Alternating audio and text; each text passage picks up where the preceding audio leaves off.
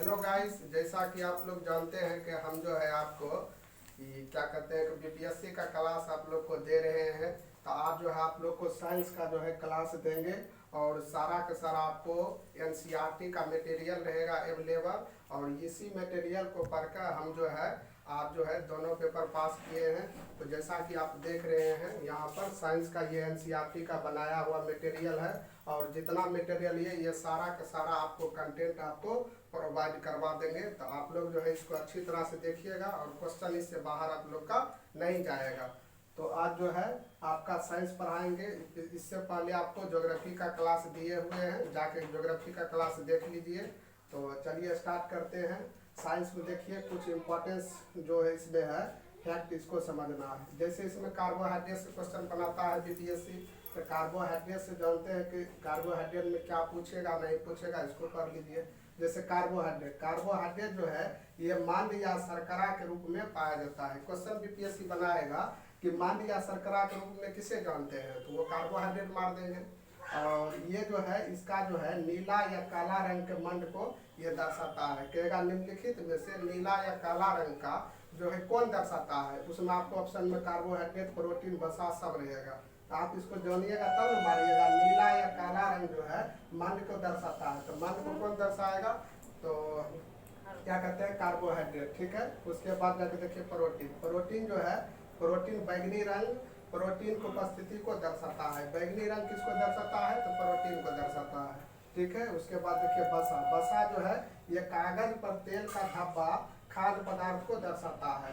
जो कागज पर देखिएगा आप लोग जो है कागज पर थोड़ा सा आपको जो है तेल छट ताक का रहता है, तो वो आपको क्या दर्शाता है, तो ये जो है आपको वसा को दर्शाता है। ठीक है, उसके बाद कार्बोहाइड्रेट के बारे में जानते हैं। कार्बोहाइड्रेट ये जो है हमारे शरीर को ऊर्जा प्रदान करता है। अगर क्वेश्चन में आपको आ गया कि हमारे शरीर में निम्नलिखित में से ऊर्जा कौन प्रदान करता है, तो उसमें आपको कार्बोहाइड्रेट और वसा दोनों रहेगा, दोनों मारेंगे, ऑल ऑफ दीज कर देंगे। क्योंकि वसा भी जो है कुछ मात्रा में हमारे शरीर को ऊर्जा प्रदान करती है। ठीक है, लेकिन फर्स्ट ऑफ ऑल कार्बोहाइड्रेट आपको ज़्यादा ऊर्जा प्रदान करती है। ठीक है, लेकिन अगर पूछ दिया कि हमारे शरीर में ऊर्जा कौन प्रदान करता है, तो कार्बोहाइड्रेट और वसा दोनों हो जाएगा। ठीक है, हमारे शरीर को ऊर्जा प्रदान करता है कार्बोहाइड्रेट। और शकरकंद, आलू, गन्ना, तारबूज, बाजरा, आम, गेहूं, चावल, ये सब जो है आपका, ये सब आपको कार्बोहाइड्रेट पाया जाता है। क्या पाया जाता है, तो कार्बोहाइड्रेट पाया जाता है। ठीक है, उसके बाद देखिए यहाँ लिखा हुआ है एक स्टेटमेंट है।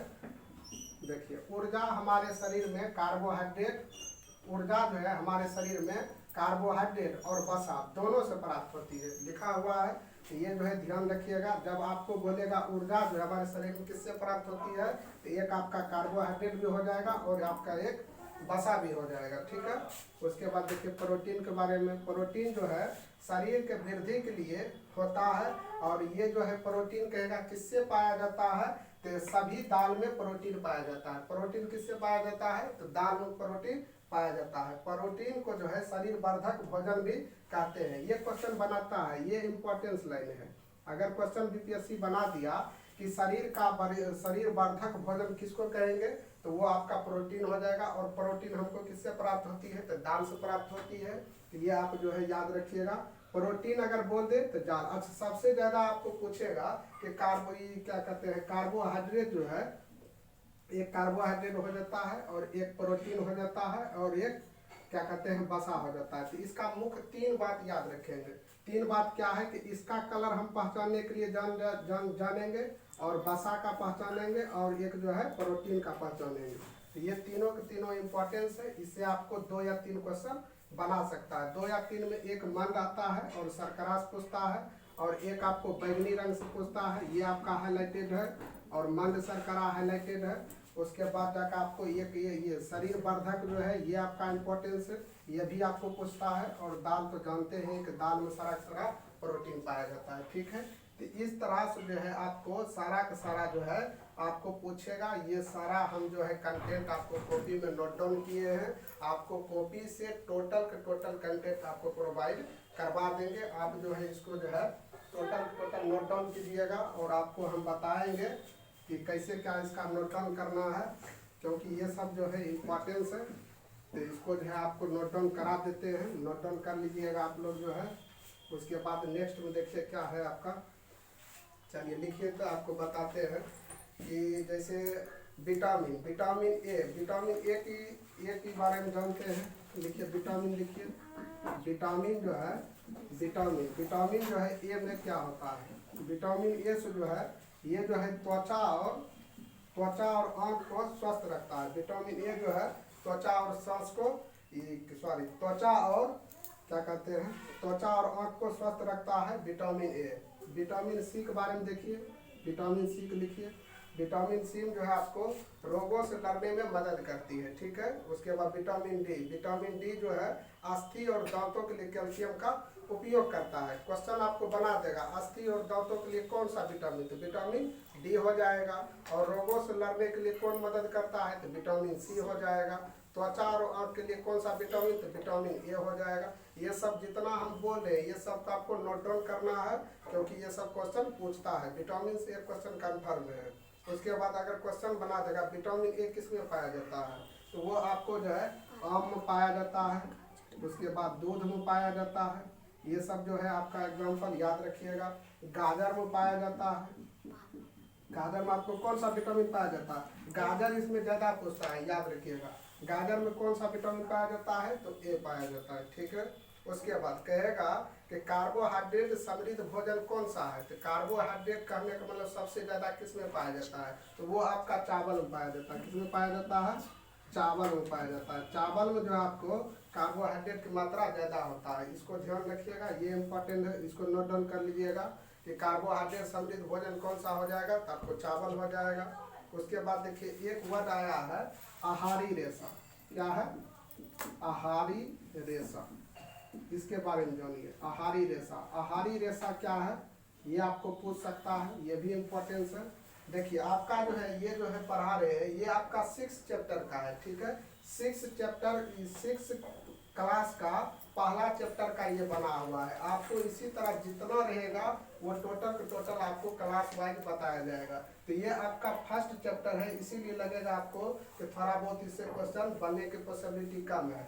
आपका जो है अब बीपीएससी डीप कर दिया गया, अब 9, 10, 11, 12 इससे क्वेश्चन भर कर आता है। लेकिन 6 से लेकर 8 तक जो है, 6 से लेकर 8 तक जो है इससे भी क्वेश्चन आपको 3-4 क्वेश्चन की पॉसिबिलिटी रहती है। तो ये 3-4 क्वेश्चन, सवाल ये नहीं है कि 3-4 क्वेश्चन के लिए आप जो है 6 से लेकर 8 तक पढ़ना है। सवाल ये है कि ये आपको बेस को समझाएगा कि कार्बोहाइड्रेट जैसे वहाँ पर होगा डीपली, तो कार्बोहाइड्रेट किसको कहेंगे इसको समझना है, प्रोटीन किसको कहेंगे तो उसको समझना है। तो ये आपका एक बेस बना देगा। 6 से लेकर 8 तक जब पढ़ेंगे तो ये आपका बेस बना देगा, और बेस जब बना रहेगा तो 9, 10, 11, 12 से क्वेश्चन आपका सब समझ में आने लगेगा, कैसे क्या पूछता है, तो ये कंटेंट आपको समझ में आएगी, ठीक है।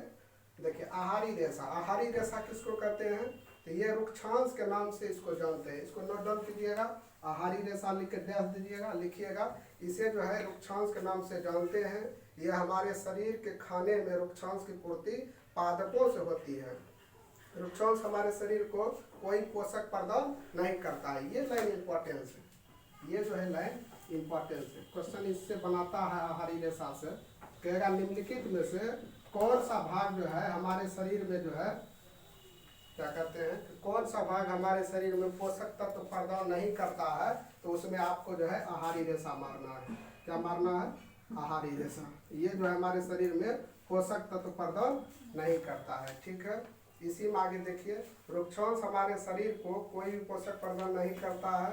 रुक्षांश बिना पचे भोजन को बाहर निकालने में सहायता करता है। ये इंपॉर्टेंस लाइन है, इसको भी ध्यान रखिएगा। रुक्षांश का काम क्या है, ये जो बिना पचे हुए भोजन रहता है उसको बाहर निकालने के लिए सहायता करता है। ये काम आपका जो है रुक्षांश का है, ठीक है। ये भी आपको पूछता है, ध्यान रखिएगा। उसके बाद देखिए भोजन जो है पकाने में विटामिन सी आसानी से गर्मी से नष्ट हो जाता है। ये भी आपका इंपॉर्टेंस लेंस है। क्वेश्चन बनाएगा कि कौन सा ऐसा विटामिन है, कौन सा ऐसा विटामिन है जिसको पकाने के बाद थोड़ा गर्म होने के बाद जो है वो विटामिन नष्ट हो जाता है। तो क्या मारेंगे, विटामिन सी। विटामिन सी जो है भोजन पकाने के दौरान जो है यही विटामिन एक ऐसा है जो नष्ट हो जाता है, इसको याद रखिएगा, ठीक है। विटामिन जो है इसका जो है नष्ट हो जाता है। उसके बाद देखिए आगे क्या है, अभावजन्य रोग, हाँ अभावजन्य रोग भी इम्पोर्टेंस है। अभावजन्य रोग किसको कहते हैं? अभावजन्य रोग, इसको भी आप नोट डाउन कीजिएगा, अभावजन्य रोग। चलिए अभावजन्य रोग के बारे में जानते हैं। लंबे समय तक पोषकों के अभाव के कारण, पोषक के अभाव के कारण होने वाले रोग को अभावजन्य रोग कहते हैं। जिसको जो है पोषक तत्व प्राप्त नहीं होती है, बहुत से समय के बाद जो है, जैसे कहते हैं कि प्रोटीन की मात्रा जो है, एक समृद्ध भोजन किसको कहेंगे? जिसमें आपको प्रोटीन हो, कार्बोहाइड्रेट हो, वसा हो, सब का मात्रा जो है इक्वल हो, तो उसको हम आप जो है समृद्ध भोजन कहते हैं। और समृद्ध भोजन जिसको प्राप्त लंबे समय तक नहीं होती है, उससे जो होने वाली रोग होती है उसको क्या कहेंगे? अभावजन्य रोग कहेंगे। ठीक है, उसके बाद चलिए एक जो है आपको लिखा देते हैं। ये क्वेश्चन जो है आपको बार बार पूछता है, इससे एक क्वेश्चन आपको कन्फर्म रहेगा, तो इसको थोड़ा ध्यान रखिएगा। आपको एक चार्ट के माध्यम से जो है आपको बताया जाएगा। चार्ट में जो है देखिए क्या है, इसको नोट डाउन कर लीजिएगा। जैसे एक तरफ लिखिएगा विटामिन, विटामिन लिखिएगा। देखिए आपको जो है, जो हम पढ़े हैं, पढ़ने के दौरान जो नोट्स हम तैयार किए हैं, वही नोट्स आपको जो है हूबहू कट एंड पेस्ट आपको देते हैं। ये नोट्स आप याद करके जाइए, आपको इसमें से एक कंटेंट भी नहीं छोड़ेंगे, सारा सारा कंटेंट आपको बताया जाएगा। बस आप इस नोट्स को अच्छी तरह से याद कीजिएगा। विटामिन में लिख लीजिए ए, B1, उसके बाद C, D, कैल्शियम, कैल्शियम, उसके बाद आयोडीन, आयोडीन। चलिए इधर जो है विटामिन ए का सीधा सीधे लिखिएगा। ये अभावजन्य रोग जो है आपको बताएं अभी जस्ट, ये क्षीणता, दृष्टिहीनता इसी को कहते हैं, दृष्टिहीनता। उसके बाद B1 के कारण जो है बेरी बेरी होगा, और C के कारण जो है स्कर्वी होगा। उसके बाद D के कारण जो है रिकेटस होगा, D कारण रिकेटस होगा। उसके बाद कैल्शियम की कमी जिसकी रहेगा उसकी अस्थियां का प्रॉब्लम रहेगा, अस्थियां जैसे कहते हैं दंत क्षय। उसके बाद जाकर आयोडीन की कमी से आपको घेघा रोग होगा, इसी को गायोप्टर भी कहते हैं, गायोप्टर। उसके बाद लक्षण में लिख लीजिए, ये जो दृष्टिहीनता, दिखाई ना देना। उसके बाद जाकर बेरी में लिख लीजिए, बेरी में दुर्बल पेशी, ये भी पूछता है, दुर्बल पेशियां। उसके बाद और काम करने में ऊर्जा की कमी, काम करने में ऊर्जा की कमी। उसके बाद जाकर विटामिन C में देख लीजिए, मसूदा से खून निकलना। उसके बाद रिकेटस भी देख लीजिए, अस्थि का मुलायम होकर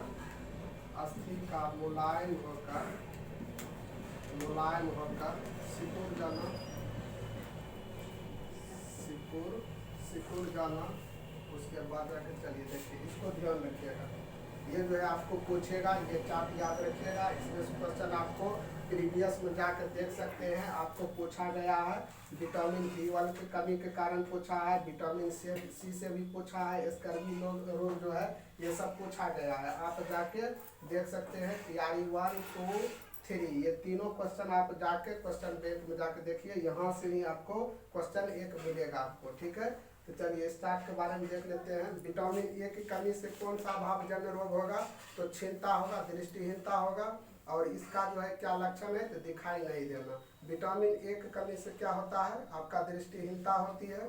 विटामिन B1 की कमी के कारण बेरी होता है। विटामिन C के कारण स्कर्वी रोग होता है, और D के कारण आपका रिकेटस होता है। और कैल्शियम जो है, कैल्शियम जिसके शरीर में नहीं पाया जाता है, कम होती है, उससे कौन अभावजन्य होगा? तो वो अस्थियां और दंत क्षय होगा, और आयोडीन की कमी से घेगा होगा। घेगा को गायोप्टर कहते हैं। ये आपका मेन इंपॉर्टेंस है। गायोप्टर जो है आपको जो है, अब बीपीएससी जो है ये घेगा छोड़ के गायोप्टर लिखता है, तो इस पर आप ज़्यादा फोकस कीजिएगा, ठीक है। और आयोडीन की कमी से कहेगा कौन सा अभावजन्य रोग होगा, तो गायोप्टर ऑप्शन मिलेगा, गायोप्टर मारेंगे। अगर आपको घेगा और गायोप्टर दोनों दे दिया तो ऑल ऑफ दिस कर देंगे, क्योंकि आपको गायोप्टर जो है, घेगा को क्या कहते हैं, गायोप्टर कहते हैं। ये आपका एनसीईआरटी का लाइन दिया हुआ है, एनसीईआरटी में ये गायोप्टर लिखा हुआ है, तो इसको आप ध्यान रखिएगा, ठीक है। आयोडीन की कमी से कौन सा हो जाएगा, तो गायोप्टर हो जाएगा, और इसी को घेगा भी कहते हैं। इसको इंपॉर्टेंस से याद रखिएगा। उसके बाद जाके एक और बचता है, आपको नीचे लिख लीजिएगा लोह। लोह वाला लिखिएगा। लोह की कमी से आपको क्या रोग हो जाएगा, यहाँ लिख लीजिएगा अरक्ता। ये भी आपको पूछता है, अरक्ता रोग भी जो है आपको याद रखना है। लोह की कमी से आपको क्या हो जाएगा, अरक्ता हो जाएगी, ठीक है। आज जो है आपको इतना याद रखिएगा, इतना ही आपको बताते हैं ये। और ये जो है इसका लक्षण क्या है कि कमजोरी, शरीर में जब वीकनेस आने लगेगा, वीकनेस जो है आपको पता चल जाएगा कि लोह की कमी है, ठीक है। तो आज जो है आपको इतना बता रहे हैं, कल जो फिर आगे आपको क्लास दी जाएगी, और आप अच्छी तरह से ये वीडियो को देखिए और समझिए कि कहाँ पर क्या है। और ये नोट्स आपको जो भी दे रहे हैं, ये सारा आपको कंटेंट जो है एनसीईआरटी का बनाया हुआ है, और यही क्वेश्चन, यहीं से क्वेश्चन आपको आता है। तो ये सब आप ध्यान रखिएगा, ठीक है, इसको ध्यान रखिएगा।